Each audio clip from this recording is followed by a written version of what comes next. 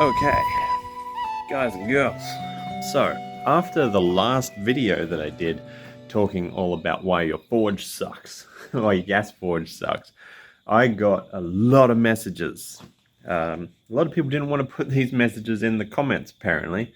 Maybe just embarrassed or whatnot, but it's fine. Like, it's good to learn new stuff about how things work and why things do what they do.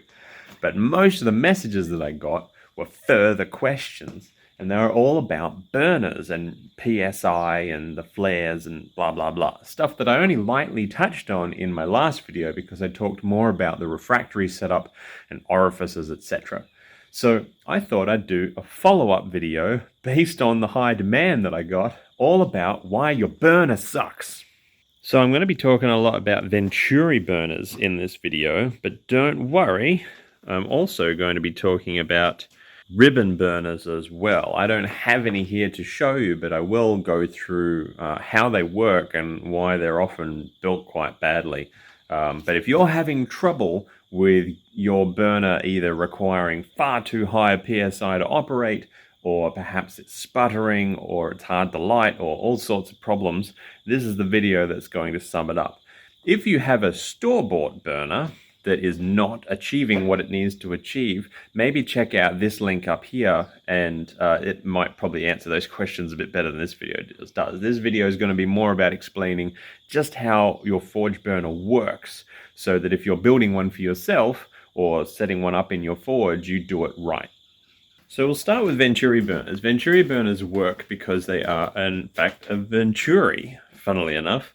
Now, Venturis work on a system called Bernoulli's principle. Bernoulli's principle, here's a really rough example of it. If you have a vessel of water, carburetors use this same technique. If you had a vessel of water with a straw sticking into the water, nothing's going to happen. In order to get the fluid up the straw, you'd have to create suction at the top of the straw, kind of like drinking a milkshake. I drink your milkshake. But if you were to lower the pressure of the environment up here, it would create suction. So you can increase the speed at which air is moving across the top of this straw, and it will create a partial vacuum in the straw, and that will suck the water up and start spitting it out the top. Let me show you. So here we've got a jar of just water, and I've got this straw which is hollow all the way down. I'm going to put this in here, and as you see, nothing happens. If I take some compressed air and blow across the top of the pipe just right, watch what happens.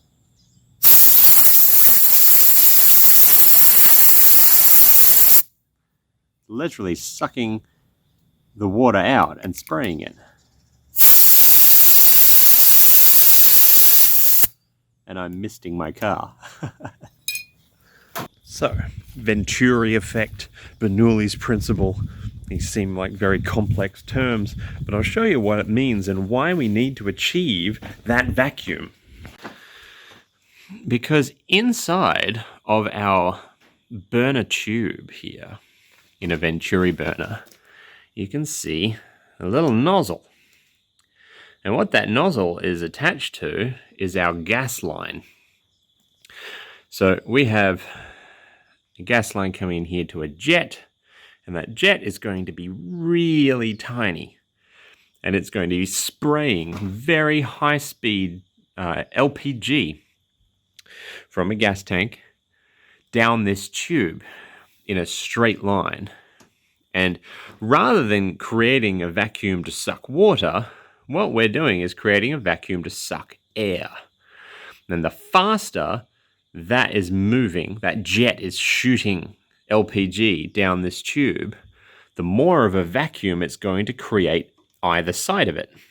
So when it's creating a vacuum, it means air is going to be pulled in through these holes. And the more holes we have accessible, the faster, the higher volume of air is going to be pulled in. So why is that important? Just like in a carburetor, in a car or a line trimmer or a lawnmower or whatever, The way combustion works is with a fuel-air mixture, and you need to create the ideal ratio of fuel to air. And when they say air, they don't really mean air, they mean oxygen. Now, our atmosphere, the air around us that we breathe, is mainly nitrogen, not actually oxygen. There's about 20% of it is actually oxygen. So you need to pull in quite a bit because it's oxygenation of a combustion process that is going to make it burn hotter. So the more oxygen you're pulling in, the hotter that fuel is going to burn, because LPG, the fuel that we burn in gas forges, has a known calorific value. Now, what's a calorific value? So the calorific content of a fuel is basically how much energy it's able to emit during complete combustion. So pine wood, for example, is about 21 megajoules per kilogram of pine wood. LPG is about 46. However, in order to get complete combustion and ideal combustion, you need to work out what that fuel source's ideal stoichiometric ratio is. So that's another fun chemical term for you. So what do I mean by that? Now, it's a big, scary sounding word, but the stoichiometric ratio of fuel is what boffins in the past have figured out is the perfect mix of fuel to air in order to achieve the best possible heat output of that fuel. And different fuels have different mixes. So all combustion needs oxygen to happen, but how much oxygen comes down to the stoichiometric ratio. The stoichiometric ratio is going to be dependent on the fuel. So the gasoline in your car is going, if it's a gasoline engine, is going to be about 14.5 to 14.5 is to 1 ratio of oxygen to fuel. That's why you don't empty your fuel tank after 5 seconds. It's because most of that burn ratio is actually oxygen. LPG, it's about 15.7, 15.6, 15.7, because LPG is a mix of petroleum gas and butane, and each of those have a different stoichiometric ratio. So it's going to be about 15.7 is to 1 oxygen to fuel. And this is why you need to tune your burner. So you need to get the PSI of your burner right so that the right speed is happening to pull in the correct, create enough of a vacuum to pull in the correct amount of oxygen. Because remember, air is only 20% oxygen. The correct amount of oxygen in order to achieve that ideal ratio of 15.7 is to 1. So how do we do that? Now, I know all of these are very complex sounding terms. Sounds like there's a lot of math and science involved, so I'm going to try and explain this in the simplest way possible using a garden hose. But before we go to the garden hose, let's just take a closer look, just in case you've never really looked inside a Venturi burner and seen what the nozzle looks like. The nozzle takes the LPG gas from the hose diameter, which is going to be about, like 3/8 of an inch, half an inch, hose coming into it, and it will compress it down into a tiny little hole. And this little hole is going to be about 20 or 30 thousandths in size, so less than a millimeter in size. So the pressure that you put in, for example, let's just say you have your regulator on your gas bottle with you'll have a little gauge on it. If you don't have an actual pressure gauge on the regulator on your gas bottle, get one. They're not expensive, and you get to actually monitor the pressure that you're putting in. But let's say you're putting in 5 psi. That means from the tank, the pressurized gas tank, the regulator is allowing that gas to leave at a pressure of 5 psi. So when it comes in from the hose, this section, it's going to be at 5 psi.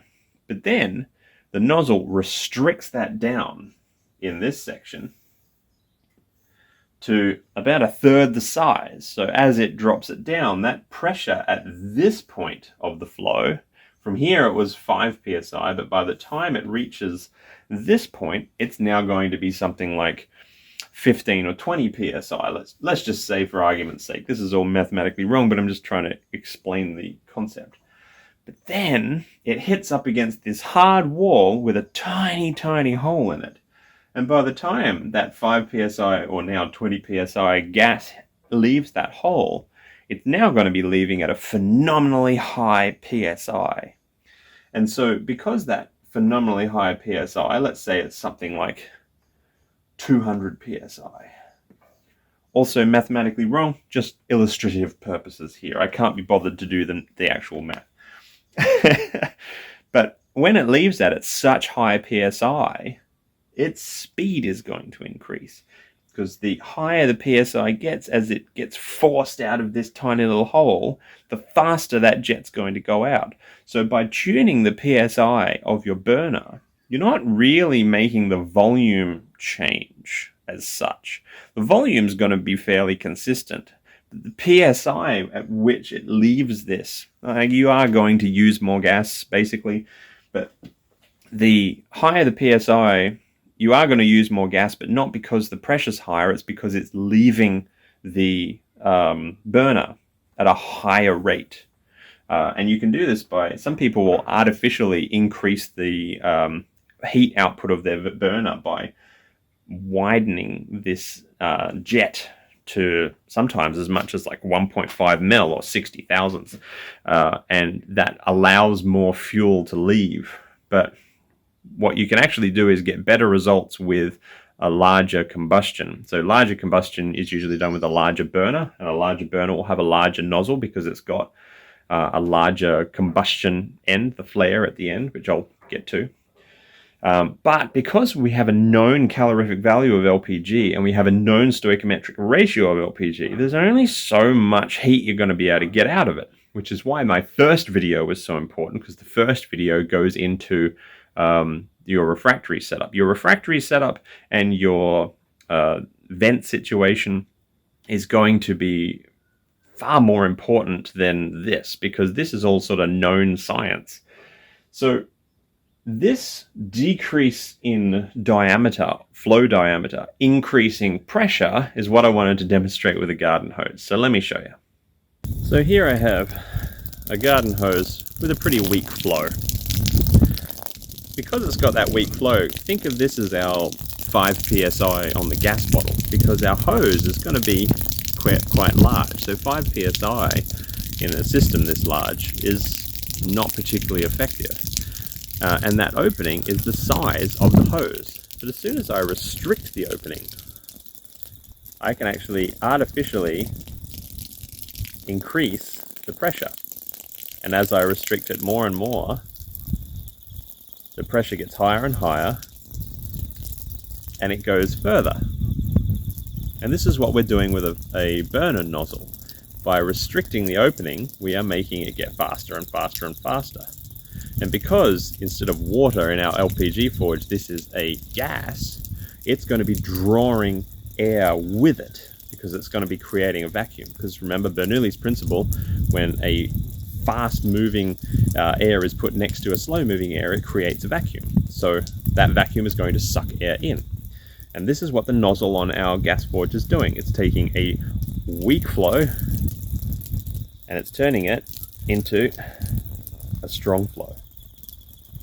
And this brings me to where the combustion is actually going on. So if this is our standard Venturi burner, you'll notice that the jet part is usually made of brass, and you'd think, wouldn't that sort of melt because of the forging temperatures, and forge welding temperatures would surely melt brass. You're right, but the combustion doesn't happen up here. You'll notice that a Venturi is sort of conically shaped.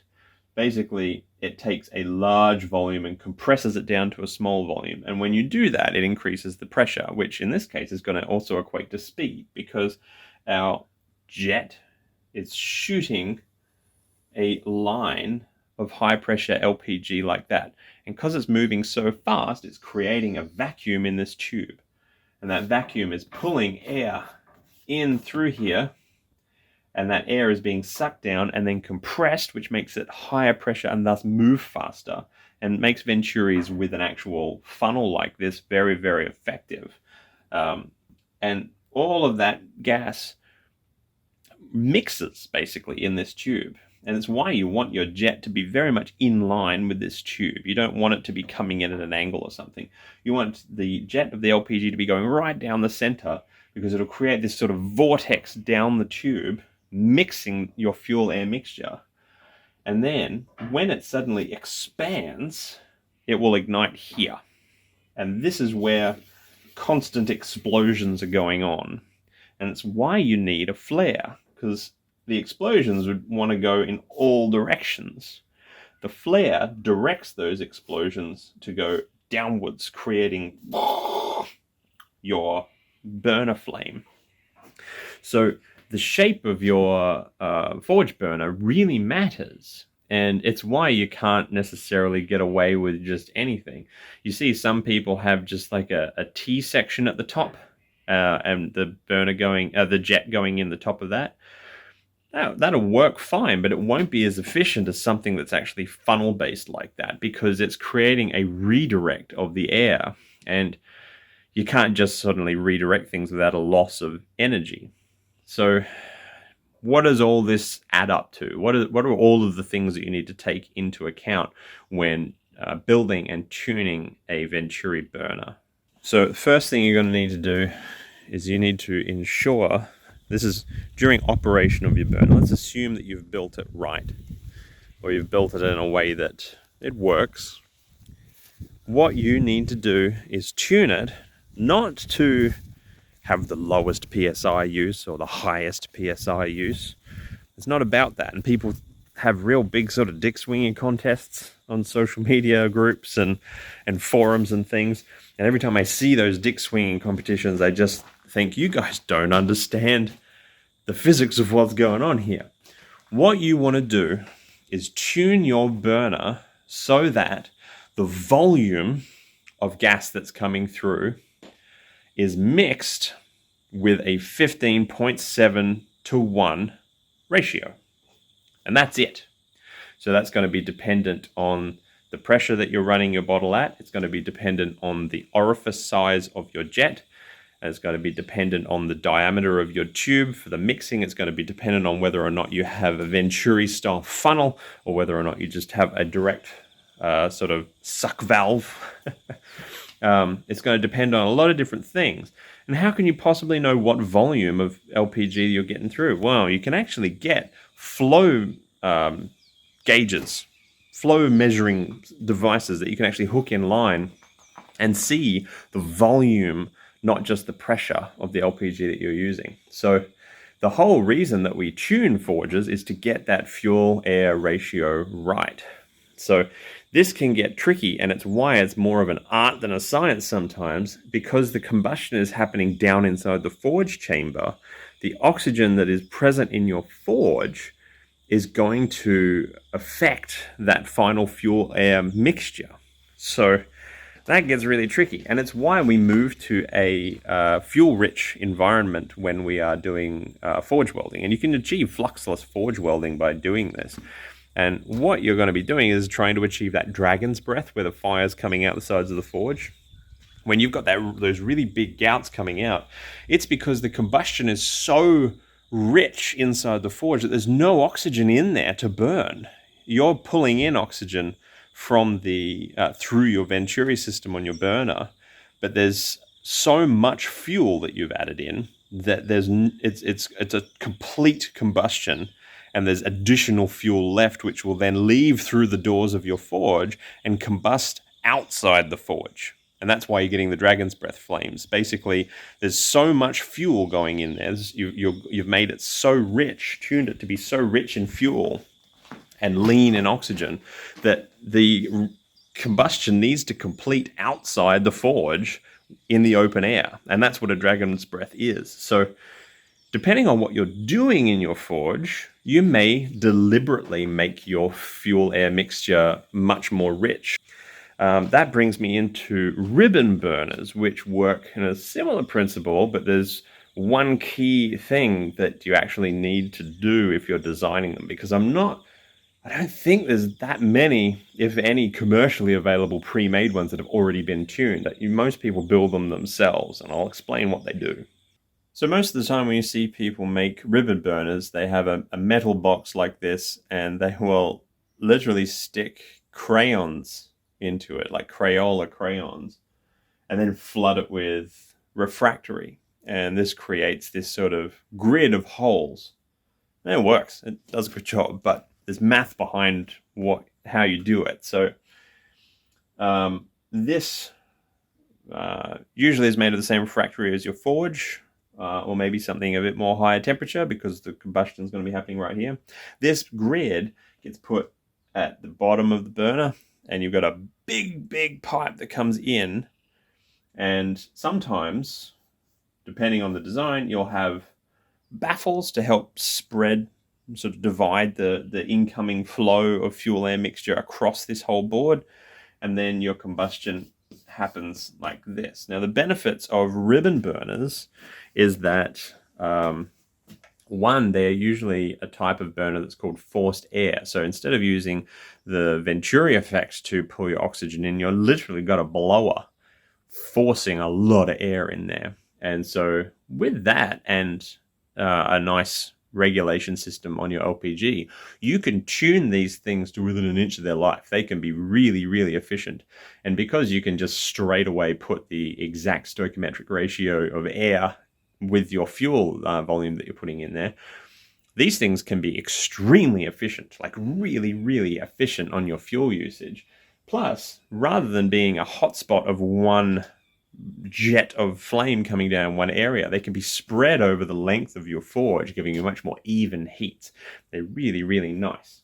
And they're considered kind of the peak of burner in the knife making community, particularly where you really want those even heats. There's all sorts of ways to get heat into a forge though, but people love these. The thing though that I see a lot in the homemade ribbon burner forges is that they don't get their ratios quite right. Remember when we had the hose and I was talking about restricting the flow? If I was to restrict it so the jet was coming out, but I was to turn the tap down back at the actual other end of the hose, that stream would still go down. And it's not about the size of the opening, it's about the size of the opening when compared to the flow rate. So you'll notice the tubes going into ribbon burners are often much bigger than the tube going into a Venturi burner. And what you want to do you need to achieve good pressure of these jets coming out here. And the way you do that, what you've got to do is find out the volume of fuel air mixture that's coming through. And you need to make sure that the total area of the holes is less than the volume of the fuel air mixture coming in. Doesn't even need to be by much, to be honest, but by how much it is going to depend on how much is going in. So the reason for this is, if I were to build a long tube, cap the end of it, put a hose at the open end, and drill lots of little holes all the way down that tube, if I were to turn the tap on at a very low rate, eventually the tube would just sort of fill up and then dribble out of all of the holes, and I wouldn't get much pressure. But if I increase the amount of pressure going down the hose, basically the water going in from the tap, the pressure of that would end up being higher than the output pressure that is possible because of the limited size of the holes. And because of that, it's going to make jets come out. And this is how garden sprinklers work.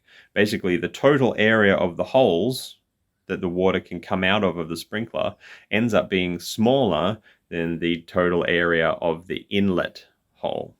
So that's why when you look at sprinklers, they don't have really big orifices that are spraying. They have really small jets. So if you were to add up, let's just say the cross-section of the hose coming in, it was a radius of, 1/4 inch. So a 1/2 inch diameter hose going into it. The total diameter of all of those holes that are coming out of the tube would need to be less than 1/2 inch. Otherwise, there is no possible way that you're going to achieve a pressurized system. You're always going to have it dribble. These burners work the same way. So the total diameter of this needs to be larger than the total diameter of all of these holes in order for it to work. And that's just how it works. But it's a little crazier than that, because you can compress gases. So if your flow rate is coming in, you kind of get the idea with the sprinkler analogy. If you don't turn your tap up high enough, a sprinkler's not going to work. It's just going to dribble out of the little holes. Same thing works with a ribbon burner. Either up your pressure in order to get that happening, or up your volume. Volume is going to be the main one. So focus on the fact that air and gases work like fluids in a lot of situations. Volume and speed are two very different concepts.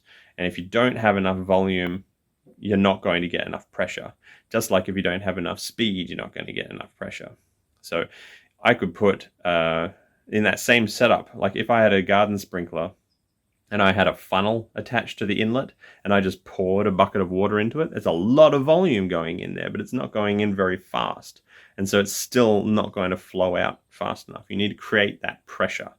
And that pressure is going to happen by restricting how fast this fuel air mixture can come out of these holes. And you do that by doing the math of what that diameter is and what the combined diameter of these is.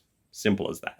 I know that's confusing. One of those things where without me dropping formulas on the screen and taking you back to school, it's hard to explain in simplified fashion. So hopefully that makes sense. Forge burners can get expensive. Pre-made ones have already been dialed in to do the best job that they can. Especially some of the commercially available ones I've seen. They're nice Venturi funnels on them, and they look great, and they'll operate great. But it comes down to you as the end user being able to tune it right. So now you know what you're tuning for. A lot of people will just increase the pressure and say, well, that's upping the temperature. It's not quite as simple as that.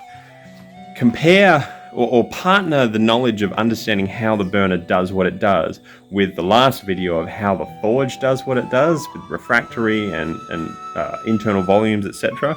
And this is how you tune a forge to work perfectly and efficiently, because you don't want to have to replace your gas bottle after every forging session.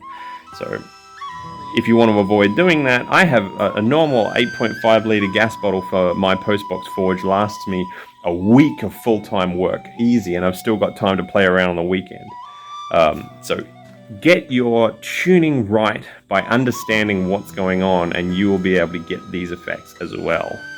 So look out for my next video. I'm also going to talk about solid fuel forges and why yours sucks. Anyway, I will catch you all on the next video. Hope you're doing well. I'll see you soon. Oh, and by the way, before I go, if you like the way I describe things and help explain concepts to you, I have online services that I offer now. Check the link in the bio if you want me to review a knife that you've done, or help you through a particular technical problem that you're having, or just give you business advice. Just use that link and you can actually get a personalized video from me that will explain the solution to your problem. Anyway, thanks for stopping by and checking out my channel. Subscribe if you haven't already, and I'll see you on the next video.